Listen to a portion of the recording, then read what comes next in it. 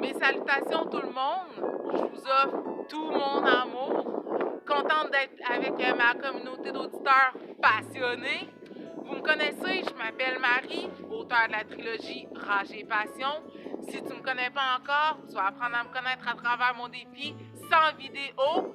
Abonne-toi à ma chaîne et souviens-toi, je veux recevoir un max de pouces bleus.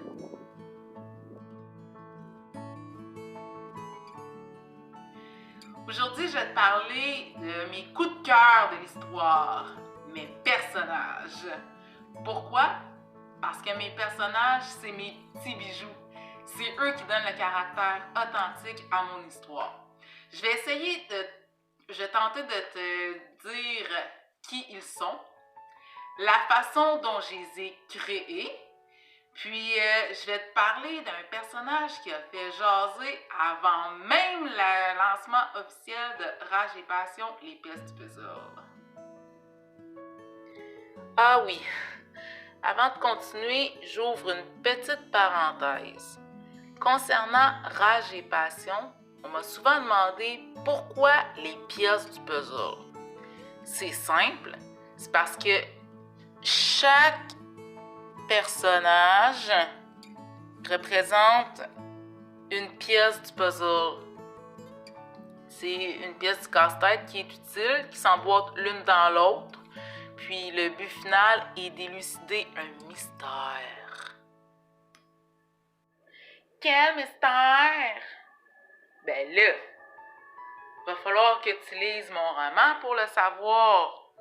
Puis si tu veux savoir pourquoi Rage et Passion, j'ai réalisé une petite vidéo qui te l'explique. Bon, fin de la parenthèse. Pour commencer, je vais te présenter 3 personnages de l'histoire, puis je vais terminer avec mon personnage coup de cœur, mon sucre à la crème de l'histoire, dans le tome 1, les pièces du puzzle. Alors, débutons avec Isabelle sans chagrin, une jeune Gaspésienne de 15 ans, née le 3 septembre. Là qu'on soit clair, j'ai seulement utilisé les Barbies à ma fille à titre d'exemple pour du contenu visuel. Puis à part de ça, même dans la trentaine, j'ai encore le droit de jouer aux Barbies. On continue. Dans le tome 1, Isabelle se fond dans le rôle de la narratrice. C'est la matrice de l'histoire. C'est la pièce maîtresse du puzzle, la pièce la plus précieuse de la trilogie. Tout le schéma narratif de l'histoire gravite autour d'Isabelle. Dès le premier chapitre, Isabelle est confrontée à faire face à un événement douloureux qui a des conséquences désastreuses. Suite à cet événement douloureux qui survient durant la douce nuit du 7 juillet, la petite Isabelle se retrouve dans une quête identitaire. Elle ne sait plus qui elle est, elle a oublié plusieurs détails importants de sa vie.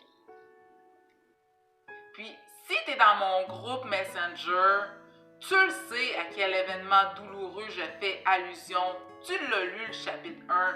Puis si tu ne l'as pas lu, clique sur le lien dans la description, va lire ce que c'est, fais-toi une thèse et profite du moment. Bon, maintenant, pourquoi j'ai créé Isabelle sans chagrin? Bien, d'abord, pour moi, Isabelle, c'est un prénom qui est doux, qui est tendre, qui est gracieux. Isabelle, c'est sans malice. Isabelle, dans mon roman, je la décris comme une précieuse perle rare adorée. Pour moi, c'est une force de l'univers parce que la révélation cachée derrière la signification d'Isabelle, c'est que la révélation qui est derrière le personnage d'Isabelle, en fait, c'est un personnage qui extériorise mes craintes. Moi, dans la vie, je suis quelqu'un qui a peur de la mort, qui a peur de la souffrance, qui a peur des esprits. et qui a peur des moufettes. Tu vas t'en rendre compte dans le chapitre Instinct de survie. Donc, c'est la raison pour laquelle j'ai créé le personnage d'Isabelle. Pourquoi sans chagrin? Parce que pour moi, on doit se servir des pires difficultés de notre vie pour en faire un tremplin vers notre réussite. Dans une autre vidéo, je vais t'expliquer les obstacles qui se sont dressés sur mon chemin et avec lesquels je me suis servie pour avancer dans mon univers romanesque. Puis je vais te faire connaître David Laroche, un excellent mentor qui m'a inspiré tout au long de ma phase d'écriture pendant Rage et Passion. On poursuit avec Sansia Zami, 19 ans, originaire de Haïti. Pour ce qui est du caractère, elle a une personnalité authentique. Moi, je la trouve attachante, mais je préfère vous laisser la découvrir par vous-même parce qu'elle est une copie fictive de moi. Ceux qui me connaissent plus intimement vont s'en rendre compte.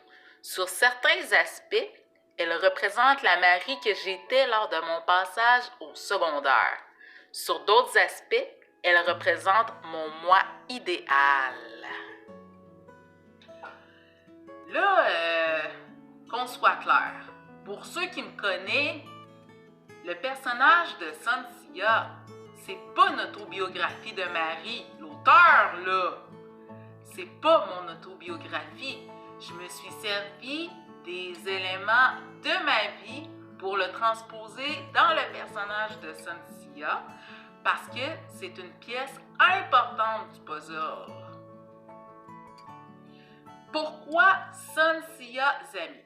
Bien, si on décompose Sansia en 2 syllabes, il y a la première syllabe son, qui en anglais représente soleil. Puis, pour Sia, en fait, moi j'aime les noms qui se terminent en A. Et c'était assez difficile de créer un nom rare qui commence par son, qui se termine en A, qui n'est pas inventé. Donc, une fois en 2009, j'étais en train de rédiger mes travaux de session à l'encre bleue et j'ai dû me servir de mon liquid paper autocorrecteur pour corriger mon erreur. Puis sur ma bouteille de liquid paper, c'était écrit Water Sia. J'ai juste pris la dernière syllabe de Water Sia que j'ai intégrée dans Sansia, puis ça a formé Sansia. Voilà. Maintenant, pourquoi Zami? Eh bien, moi j'ai été adoptée. Si tu ne le savais pas, maintenant je te l'annonce. Et en Haïti, c'était le nom de famille que je portais, Zami. Donc, c'est pour rendre hommage à mes parents. Donc, c'est pour ça que j'ai choisi le nom de famille Zami. On poursuit maintenant avec Ariane Decker. Donc, elle, c'est une barmaid excentrique de 21 ans. Elle, c'est tout un phénomène. Là où Ariane se trouve, il y a de la bisbille assurée. C'est un personnage qui est très coloré, dans tous les sens du terme, autant de par son apparence physique que par sa personnalité explosive. Dans le tome 1, on pourrait percevoir comme un personnage secondaire, mais elle représente un bon morceau du puzzle. Et si tu la trouves explosive dans le tome 1, tu n'as encore rien vu. Dans le tome 2, notre belle Ariane va péter sa coche. Pour vrai, j'aime bien le prénom Ariane. Et la première fois que j'ai entendu, c'était dans Watatata. Puis j'aimais bien le personnage d'Ariane dans Watatata. Je la trouvais un petit peu rebelle ses bords dans la façon qu'elle répondait aux adultes. Je la trouvais baveuse et arrogante, puis ça reflétait à travers son style vestimentaire avec son piercing au nez.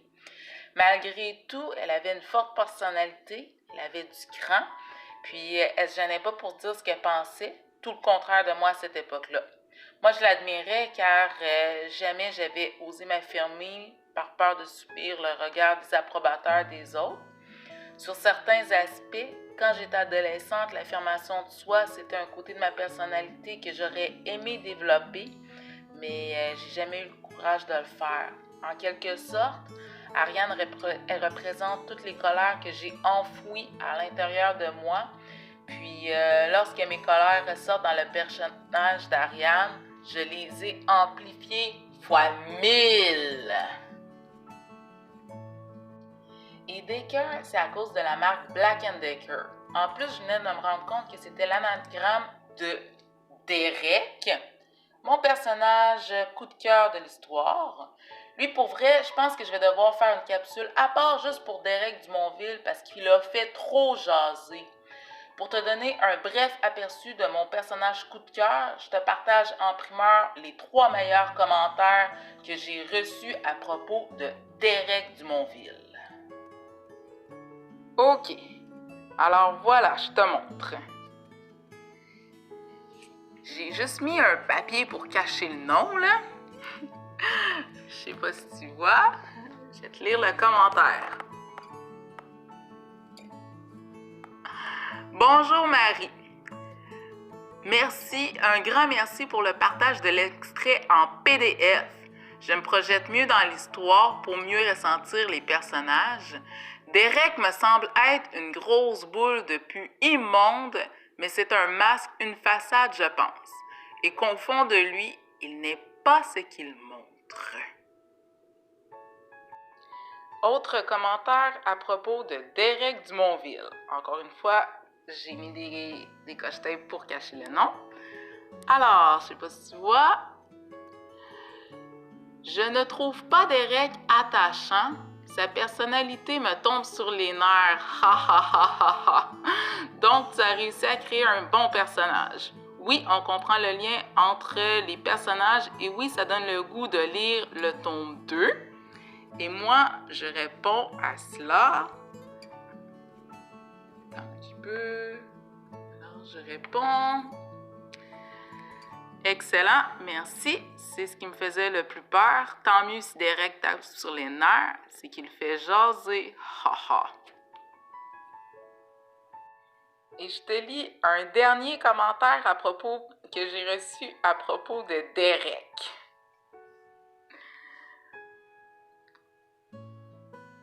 Ouais, Derek, un petit Gaspésien aux yeux verts qui vient foirer dans les bars à Québec. Il a l'air cool, le petit gars.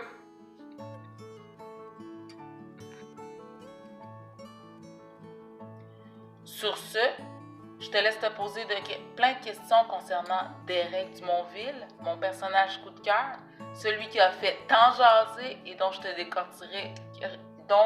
décortiquerai dans un prochain défi des 100 vidéos.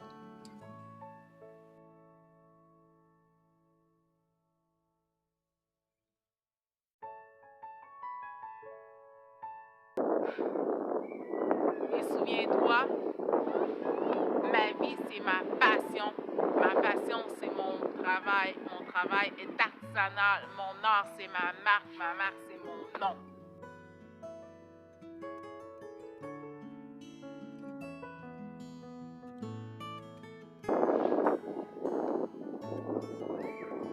Tu aimes mon nom? Libère la rage et partage ma passion. Abonne-toi à ma chaîne et mets-moi un max de pouces bleus. Et je te dis à bientôt.